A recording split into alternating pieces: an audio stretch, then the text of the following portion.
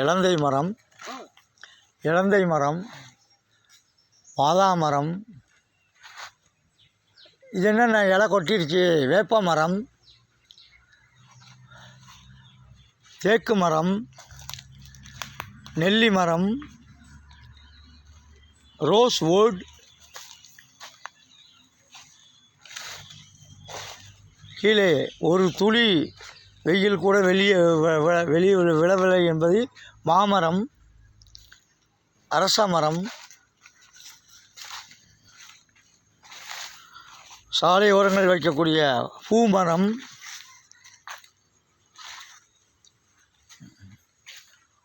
பிளேரியாவோ ஏதோ ஒரு பேர் சொல்லுவாங்க, மஞ்சள் பூ, 27 நட்சத்திரக்கான 27 மரங்கள், அரச மரத்திலேருந்து ஆரம்பித்து பலா மரத்திலேருந்து ஆரம்பித்து வேம்பு, வில்வ மரம், அனைத்து மரங்களுமே இங்கு வளர்க்கப்பட்டு வருகின்றது இந்த குறுங்காடுகளிலே. இந்த பூ என்னென்னா மூங்கில். இந்த பூ என்னென்னா செந்தூர பூவா? சேப்பு வாழ்க வளமுடன். செந்தூரப்பூ. ஆமாம் பாட்டே இருக்குது. இதுவும் மூங்கில் கன்று மாதிரி இருக்குது. அலங்கார மரங்கள், பூங்காக்களில் வைக்கக்கூடிய அலங்கார மரங்கள் அனைத்துமே இங்கே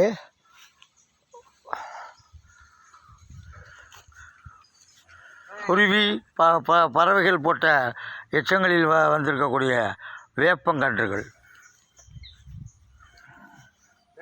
விசிறி வாழையா? இதுக்கு பேர் விசிறி வாழை மரம். பலாமரம், இலந்தை மரம். இது என்ன மரம்? மகிழ மரம், பூவரசு மரம், நாவல் மரம், அத்தி மரம்,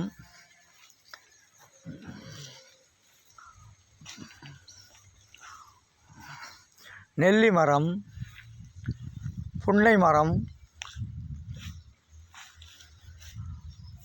விளாமரம், கடம்பு மரம்,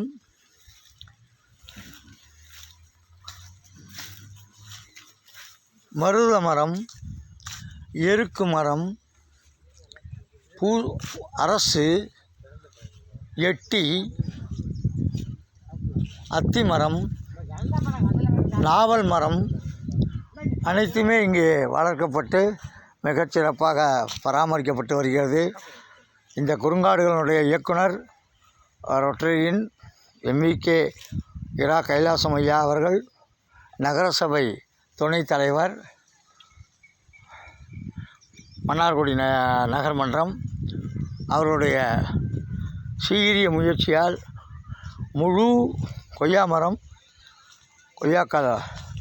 காய்க்க ஆரம்பித்து விட்டது.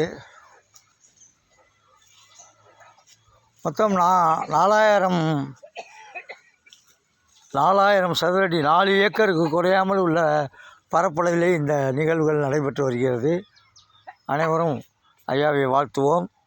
இந்த குறுங்காடுகள் அமைப்பதற்கு எங்களுக்கெல்லாம் ஊக்கம் கொடுத்த டிஜி பாலாஜி பாபு அவர்கள் மற்றும் ஜோன் 27